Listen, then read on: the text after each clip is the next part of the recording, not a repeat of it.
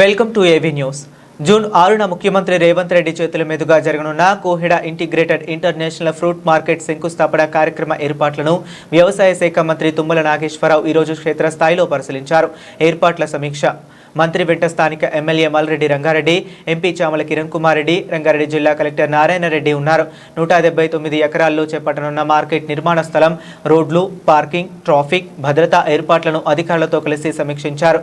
అంతర్జాతీయ స్థాయి మార్కెట్, అన్ని రకాల మౌలిక వసతులతో కూడిన ఇంటిగ్రేటెడ్ అంతర్జాతీయ స్థాయి పండ్ల మార్కెట్ను తీసుకొస్తున్నామని మంత్రి తుమ్మల తెలిపారు. ప్రతి వినియోగదారుడికి అనుకూలంగా ఉండే విధంగా డిజైన్ చేస్తున్నామన్నారు.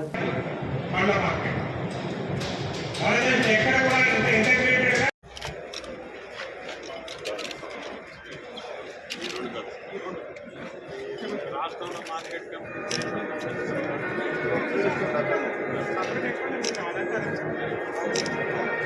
రైతులు పంట పండించే రైతులు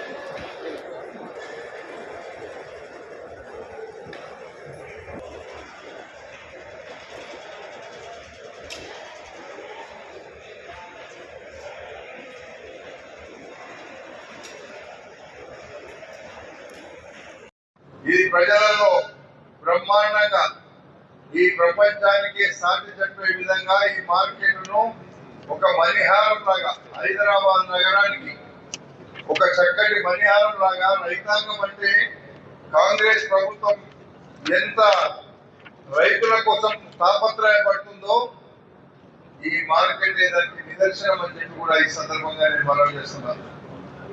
అందుకే ఈరోజు ఈ కార్యక్రమాన్ని లేదా బ్రహ్మాండంగా చేయాలని 240 ఎకరాలంటే 1000 కోట్ల రూపాయల ఆస్తి కలిగినటువంటి ఈరోజు ఈ భూమికి ఇక్కడ హైదరాబాద్ నగరంలో ఈరోజు గ్రేటర్ హైదరాబాద్ లో కలిసిపోయినాం.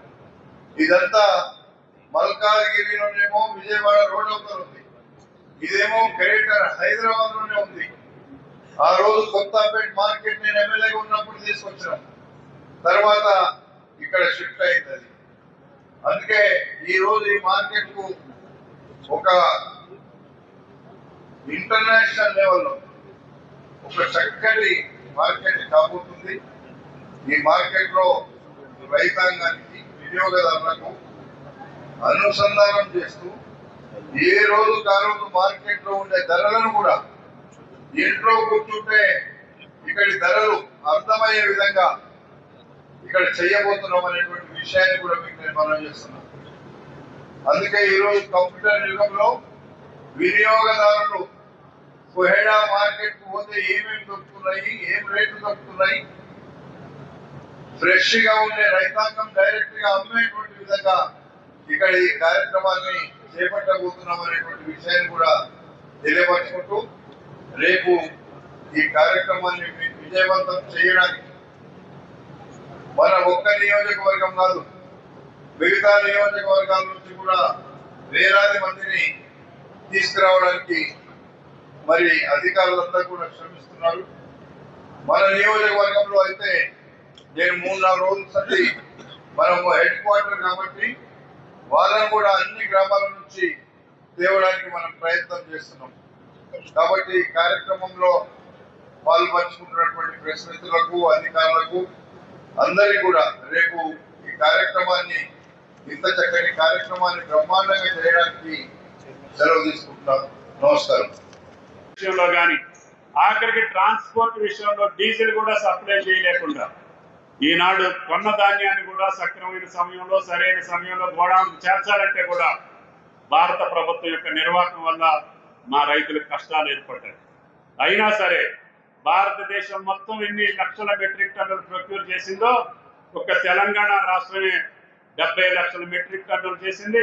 ఇంకా 2-3 రోజుల్లో మిగతాది కూడా కంప్లీట్ చేసి భారత జాతి మొత్తానికి అన్నం పెట్టగలిగేటటువంటి తెలంగాణ రైతాంగాన్ని కష్టాలు పాలు చేస్తున్నటువంటి భారత ప్రభుత్వం కావచ్చు, ప్రతిపక్ష రాజకీయ పార్టీలు కావచ్చు, మా రైతు కష్టాలని మీరు రాజకీయాలకు వాడుకుంటే అంతకంటే మీకు దౌర్భాగ్యం వేరేది ఉండదు అని చెప్పి కూడా విజ్ఞప్తి చేస్తున్నాం. కాబట్టి రేపు మార్కెట్కి సంబంధించి ఈ యొక్క తెలంగాణ రాష్ట్రంలో మార్కెటింగ్ శాఖ అన్ని ధాన్యాలు, మీరు వదిలేసినటువంటి మొక్కజొన్న కానీ, మీరు కాదన్న జొన్నలు కానీ, సోయా కానీ, సన్ఫ్లవర్ కానీ, కందులు కానీ, మినువులు కానీ, పెసలు కానీ ఎంఎస్పి ధరకి కొనుక్కుంటున్నటువంటి ఏకైక ప్రభుత్వం తెలంగాణ ప్రభుత్వం, రేవంత్ రెడ్డి గారి ప్రభుత్వం. వీటన్నిటిని పక్కన పెట్టి ఏ రాష్ట్రంలో కూడా కొనుగోలు చేయట్లేదు. అయినా సరే మా రాష్ట్ర ప్రభుత్వానికి భారమైనా, ముఖ్యమంత్రి గారికి ఇబ్బంది ఉన్నా ఒత్తిడి చేసి ఈరోజు రైతు పంటలన్నింటినీ కొనుగోలు చేసి వాటిని మాకు నిల్వ చేయడానికి కూడా వేర్ హౌసింగ్ ద్వారా కనీసం క్రియేట్ చేయమంటే కూడా కేంద్ర ప్రభుత్వం సహకరించకపోతే పక్క రాష్ట్రాల్లో గోడౌన్స్ కూడా రెంట్కి తీసుకొని మా రైతులను కాపాడుకుంటున్నాం. భవిష్యత్తులో తప్పకుండా తెలంగాణ రైతాంగం ఇప్పటికే అన్ని పంటలలో నెంబర్ 1 ఉంది. భారతదేశంలో ప్యాడీ ప్రొడక్షన్లో భారత రైతాంగం తెలంగాణ రైతు నెంబర్ 1గా ఉన్నారు. అదేవిధంగా ఆయిల్ ఫామ్లో తెలంగాణ రైతు నెంబర్ 1గా ఉన్నాడు. మిగతా పంటలను కూడా అత్యధిక శాతం భారత ప్రజానీకానికి పంచిపెట్టగలిగేటటువంటి స్థాయిలో తెలంగాణ ప్రభుత్వం ఏర్పాటైంది. ఈ తెలంగాణ ప్రభుత్వం యొక్క కార్యక్రమాల్లోనే గౌరవ ముఖ్యమంత్రి గారు ఈ కోయిడా మార్కెట్ 239 ఎకరాలు ఇచ్చినటువంటి రెవెన్యూ శాఖకి, ముఖ్యమంత్రి గారికి, రాష్ట్ర రైతాంగం పక్షాన ధన్యవాదాలు. దానికి సహకరించినటువంటి మా రంగన్న గారికి, రామిరెడ్డి గారికి, కిరణ్ కుమార్ రెడ్డి గారికి, మధుసూదన్ రెడ్డి గారికి, అదేవిధంగా మార్కెటింగ్ శాఖ రేపటి నుంచి కార్యక్రమాన్ని ఉధృతంగా అనుకున్న సమయంలో పూర్తి చేసి తెలంగాణ రైతాంగానికి మనం అప్పచెప్పాల్సినటువంటి బాధ్యత మన ప్రభుత్వం మీద ఉంది. కాబట్టి ముఖ్యమంత్రి గారి సంకల్పానికి అనుగుణంగా యంత్రాంగం ముందుకెళ్ళి పనిచేయాలని చెప్పి ఏ అవసరం వచ్చినా జిల్లా యంత్రాంగాన్ని తప్పితే ముఖ్యమంత్రి గారిని, ప్రిన్సిపల్ సెక్రటరీ గారి దగ్గర మీకు ఏదైనా సమస్యలు వస్తే నిర్మాణంలో వెంటనే ఎప్పటికప్పుడు పరిష్కారం చేసుకొని ఈ అంతర్జాతీయ మార్కెట్ భారతదేశంలో అగ్రగామిగా కోయిడా మార్కెట్ నిలవాలని చెప్పి మిమ్మల్ని అందరినీ ప్రార్థిస్తూ రాష్ట్ర రైతాంగం తరఫున ముఖ్యమంత్రి గారికి ప్రత్యేకంగా ధన్యవాదాలు.